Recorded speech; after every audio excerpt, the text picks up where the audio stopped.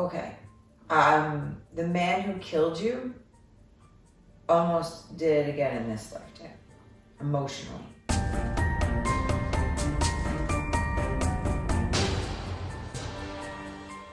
Hi guys, welcome back. I'm Brittany and I'm joined today by Tiffany. You can introduce yourself, tell us a little bit about you. Hi guys, I'm Tiffany Butler. I own the Apothecary of Curiosities here in Esperance, New York. I have been doing tarot card readings since 1994. It's been it wasn't when you were born. It's 1996. Today we're gonna do a past life tarot card reading, and we're gonna go over 3 lifetimes that you've lived. Okay. And see where you've been, see where you're at, and what kind of karma you have brought over with you. It's a very involved reading and lots of cards will be used. I have a doctorate in metaphysical science. I have been studying the metaphysical arts and practicing witchcraft for close to 30 years now. So it's been an interesting ride in life. And I'm very happy to be doing this for you too. So how we're gonna start this off is what I want you to do is I want you to hold the cards in between your hands. And then what I'm also gonna have you do, I sometimes make this look a lot easier than it is. Oh yeah, I'm horrible at shuffling. It's okay. You don't need to shuffle fast. You need to shuffle with intention. Okay. So as you're shuffling, what I'm gonna have you do is I'm going to have you ask for your lifetimes previous to this one. Alright, you can put the cards down, tap the cards 3 times, cut the pile whichever way you like.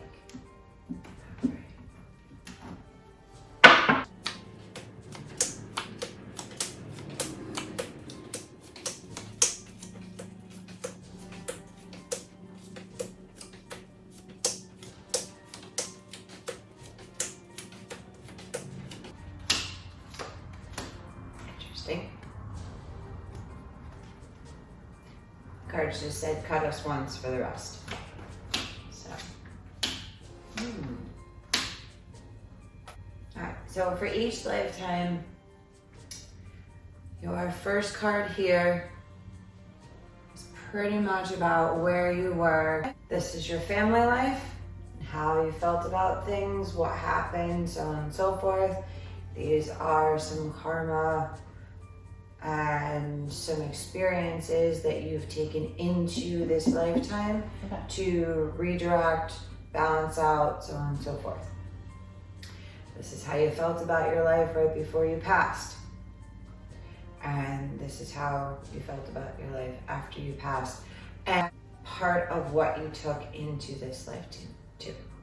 Starting with the first lifetime here, we are looking at, I'm actually seeing like 852 AD.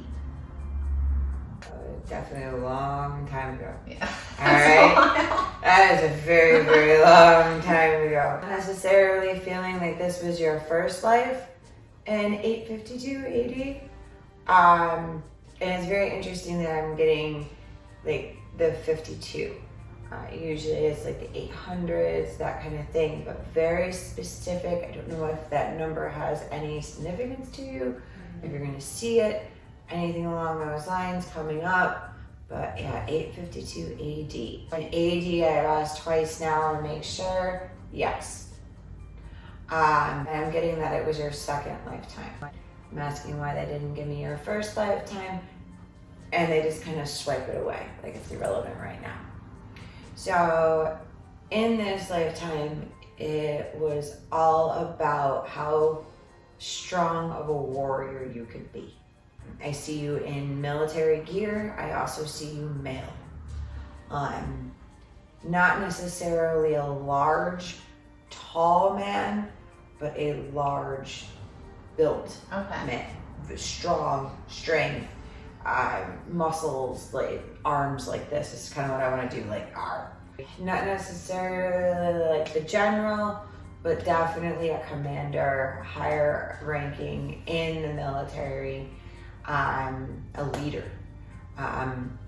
And and I am seeing Roman-ish garb. The white sash, shields, maroon and gold are the two colors that are coming up. There was family, but there wasn't. You had a consort, you had a companion, not necessarily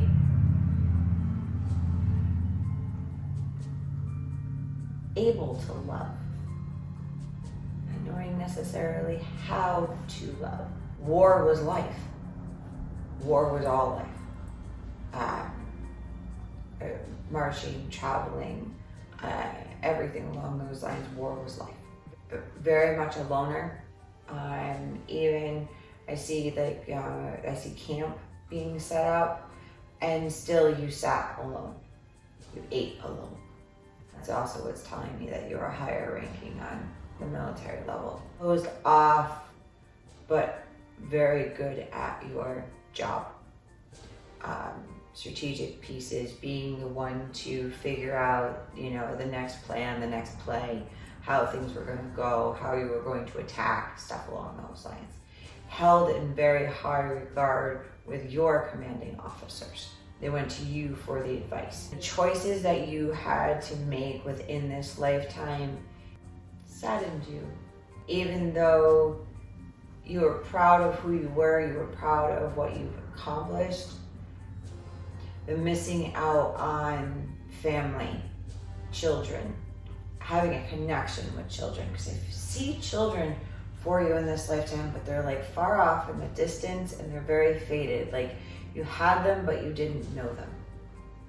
Okay. Which would make sense with like military. Right. But yeah, you had them, but you did not know them. You did not have a connection with them. And that in your later years bothered you. Yeah, later years literally being your 30s. I don't see you living past the age of 50. When I go into your 30s, you're still there. 40s, you fade away. You felt after this lifetime with sorrow, with sadness, and the fact that you couldn't experience that family life or even experience the simple life. Like I find you being almost jealous of a farmer. Okay. Like, wouldn't that be nice? Instead of all of the bloodshed and murder and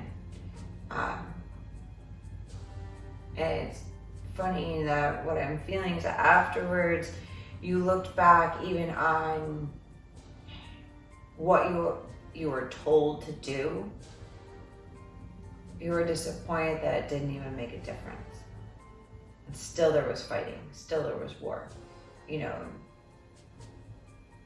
and almost disappointed in some of the actions that you had taken.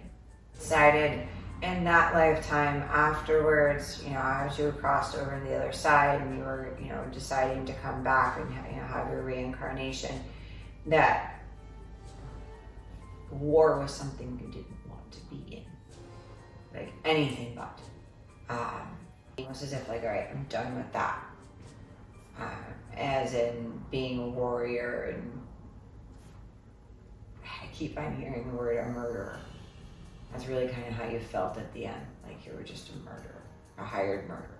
Like how many people had to die in the name of what you were told to do and made to do and decided to do, your own decisions too.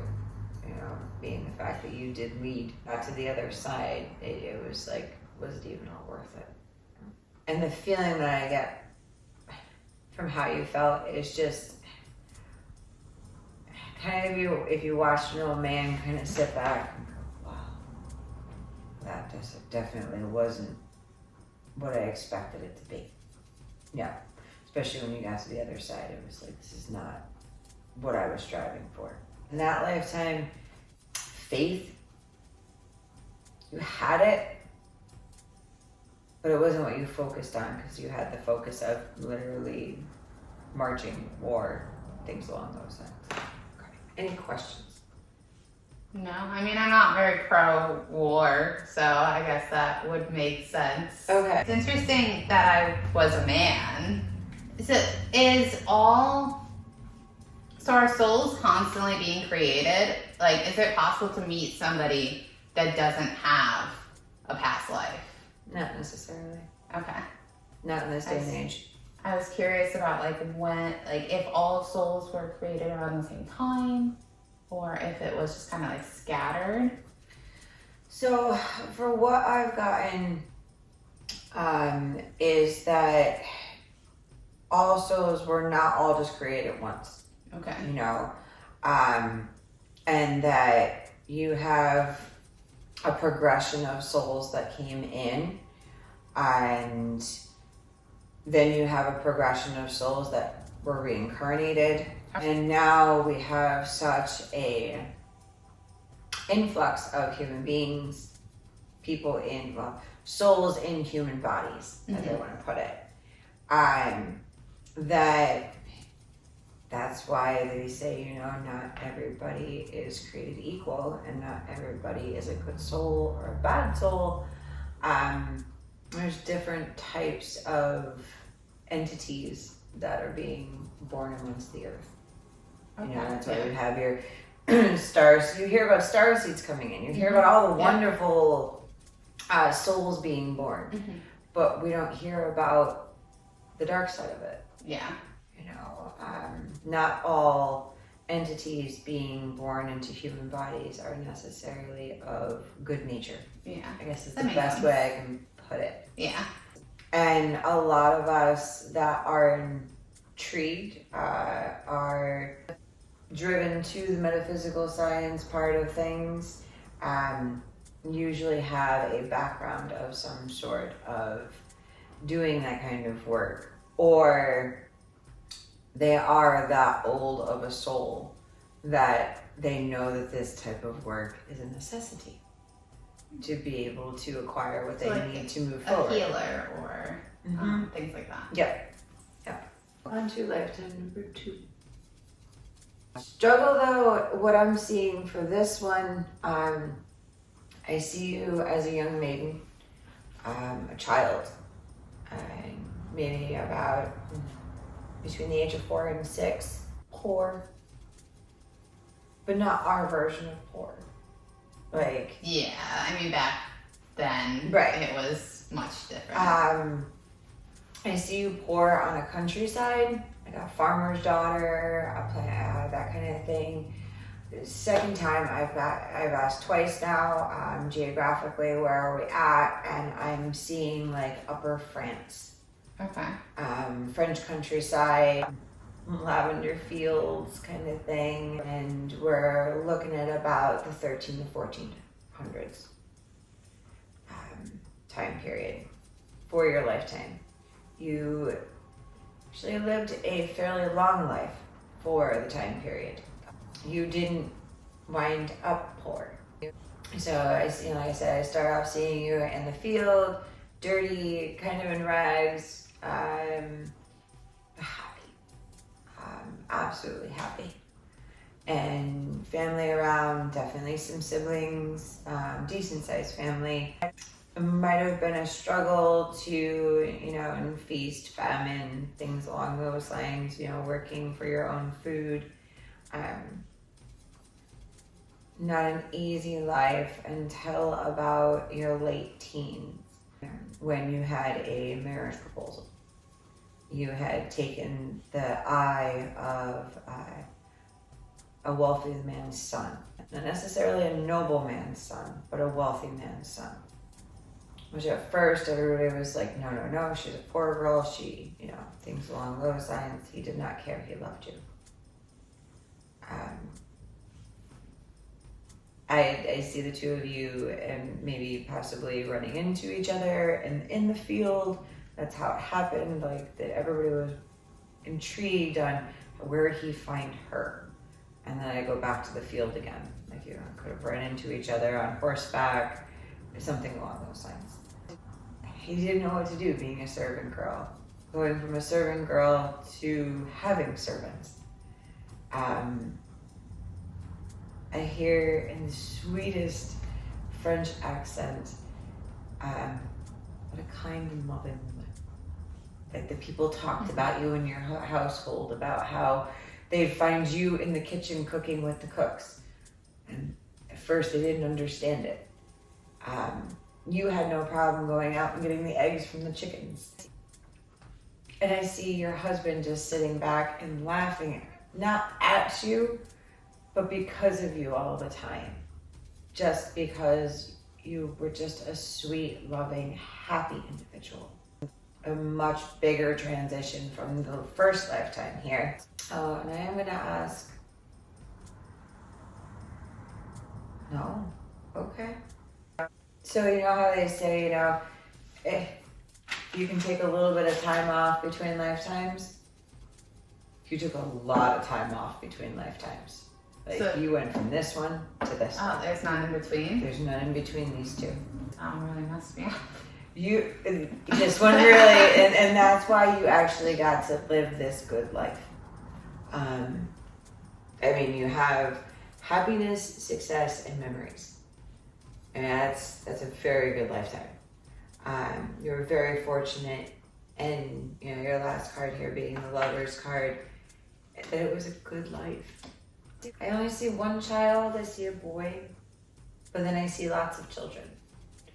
So you only had one child of your own, but there were children that came to visit you. Like your servants' kids, stuff like that. You made a very happy home. And the home that I see it's lavish, but it's not pretentious. I feel that people in society kind of looked at you like, there's that silly girl. Here she goes being silly again. I feel like I still get that. But it was just a good life, and you felt accomplished. You felt whole afterwards. I feel that after you passed, your husband passed along with you not very much longer, almost necessarily dying of a broken heart. Yeah. I don't want to cry on that one.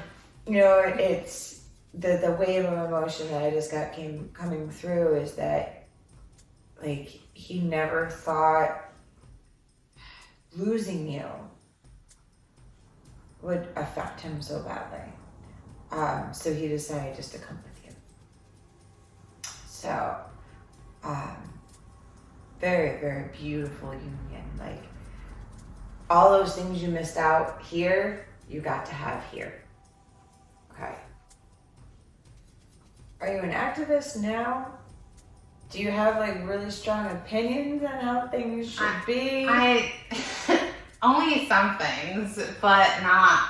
I really want to make an impact. Okay, like I totally see you like on a soapbox. Wouldn't doubt if you are one of the first women to speak up about injustice. I'm looking at like mid 1800s for this. Have you ever felt like you were murdered in a past life?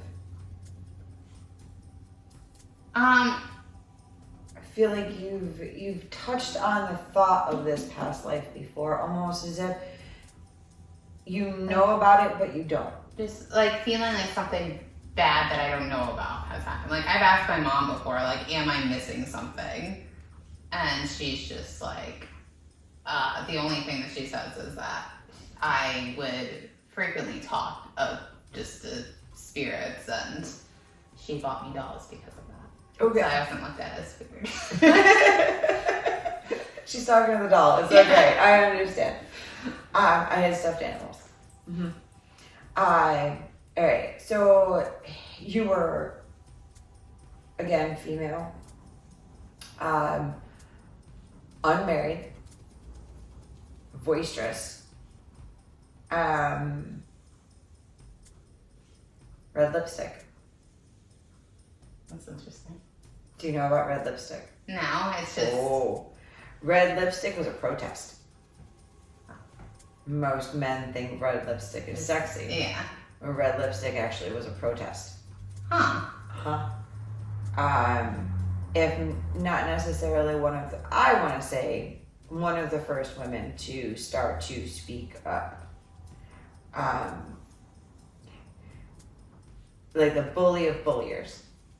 you had these dreams, you had these big dreams. You were definitely going to show the injustice, and I see you with this card. I totally see you like up on a soapbox and talking to women to protect themselves, and and teaching them how to fight, teaching them how not just fight with their words, but actually physically fight to not be raped on the streets or attacked.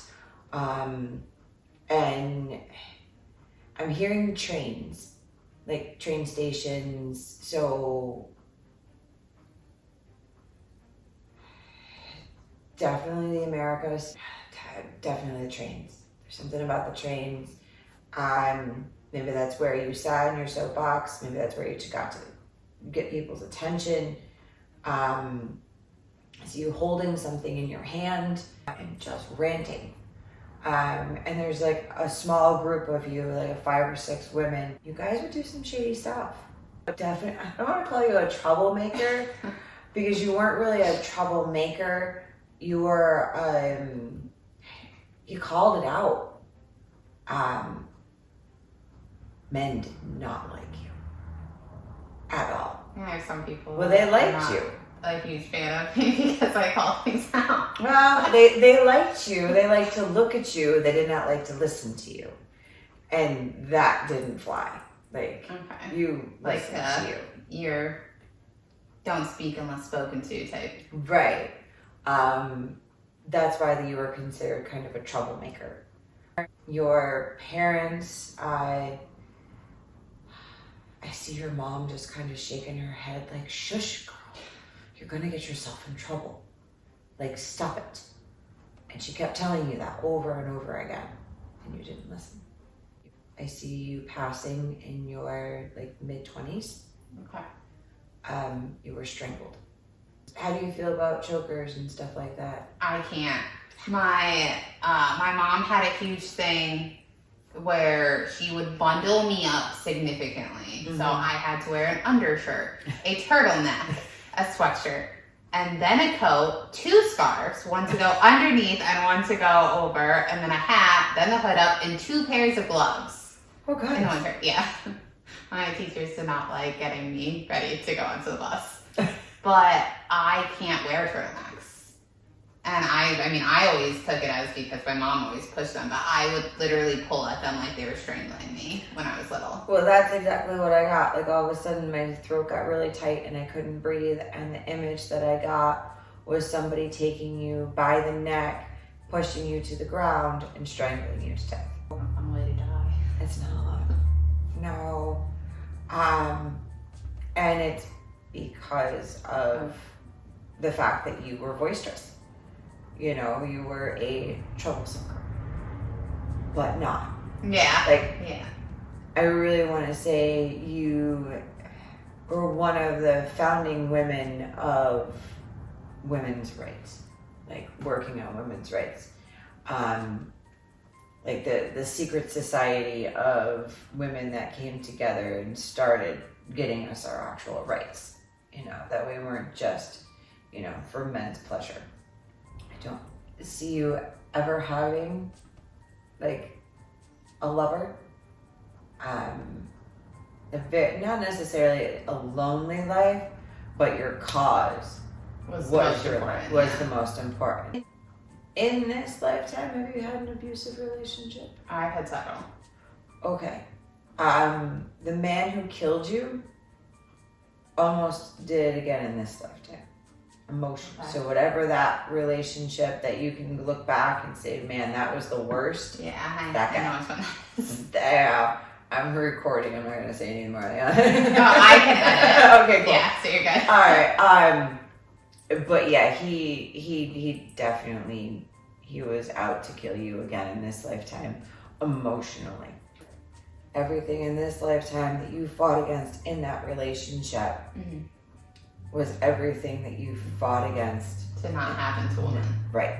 Okay. To not be that to a man, to not be subservient to them any longer. And well, he got to kill you in this one and quiet your voice. And well, he tried it again. So, very good for you to get away from him as much as you could. Yeah. As quickly as you Yeah. could. At least it was only a year. Yeah, it's only a year. Yeah. Also, too, with this one, there was a lot you took to the other side. A lot you decided to remember for this one. For this specific For this life? Yeah. Hence the reason why you have such a voice now. Hence the reason why you... Yeah, this one feels much more prominent to who I am as a person, because like if I get hurt, or if like somebody, like I've had people not like me because I stood up for Jeff because I didn't like how they were treating him. Mm-hmm. And I'm very much like you don't get to talk to people like that just because you want to do it. Right. It's not okay. Right. Whether, because I spent most of my childhood just not saying how I felt. Right. And I was just like, I ended up trying to overdose on cold medicine when I was in either a junior or senior. And I think it was your senior year. yeah, I might have been. I remember talking to you about it, yeah. And I was just like, I can't keep everything in anymore. Like, it's not okay for people to talk to people a certain way. And that was actually shortly after that, I moved out, and that was one of the first times that I actually stood up to my dad. I definitely progressed a lot. Which is good, though. I mean, you know, this lifetime here, you know, you did not shush. Coming into this lifetime, having a childhood that you had to shush, and it stifled you and consumed you and got you to swallow things you're not supposed to, being emotions and substances. So coming out of this lifetime, you have the rebirth card, where you have a chance in this lifetime now to right those wrongs. You can speak up. You can speak up about the injustice. Nobody's gonna murder you this time. I hope not. No, they might not like you, but that's the wonderful thing about modern day, is that if they don't like you, they can just leave you a shitty comment or not watch your videos. Yeah. You know, where back then they didn't like you, they conspired, they killed you. Yeah. I mean, Well, death was an everyday occurrence back then. Yeah, the only people that you saw are the ones that were right around you. Yeah. You didn't really travel often for the average person. Right. So, again, the trains. You said travel, I saw the trains again. You could have traveled to different places and stood up on soapbox. I literally see you grabbing your box and running and jumping on a train. Like, this was something that you ladies did. I'm assuming without a ticket. Probably without a ticket. Because there were about 4 or 5 of you. And you had lots to say. Lots and lots to say. I feel like 2 of your close friends, as you were growing up. Oh, okay. Yeah. Okay, 2 of your close friends as you were growing up were part of that trio. Okay. If you lost touch with them, I feel like they'll come back around at some point when you guys are older. That'd be nice. When you've learned a little bit more. And I feel like one of them right now is waiting for you to reach out to her. So if anybody keeps popping in your head from your past, reach out. Okay. Okay. War general, commander, and, you know, high-ranking military, murderer to being murdered. See how that kind of balances out a little bit. Yeah. Okay. And then you get like the lovely, fluffy lifetime in between where you got to be. My life now. It can be. It can be again. It's all about making it what you want. And because I see when I look at these 3 lifetimes, knowing you and watching you grow up, From afar, but Well, yeah. yeah, but still, how many years has it been now? I met you the first time I met you was at the Altamont Fair with my parents, and I was 19. I'm 27, so 8 years. It's been 8 years, yeah. It's a lot of growth in 8 years. But yeah, definitely going from war to literally Like a fairy tale. yeah, that's what I want to say. Like it really was. I mean, your husband loved you so much. Like everything was beautiful. French quarters, like absolutely gorgeous. Like the house that I see is beautiful. Tall ceilings and just lavish fabrics but then again, I get the image of you with the eggs in your basket, like in your apron, kind of thing. And that's why your husband found you so amusing, because you didn't have to do those things. It's because you did those things because you liked doing those things. So definitely with the past life reading stuff, what I say to take away from all 3 lifetimes is who you were, how you felt, where you're going. Okay. All right. You don't want to feel the loss and sorrow of never having to have that family knit. You got to have that family knit. Okay. You didn't necessarily get to have the family of your own, but you had a very loving family that cared about you in this one. And now you have an opportunity to have a very family close knit of your own again. Okay. All right, those are 3 of the major things that I'm getting from this.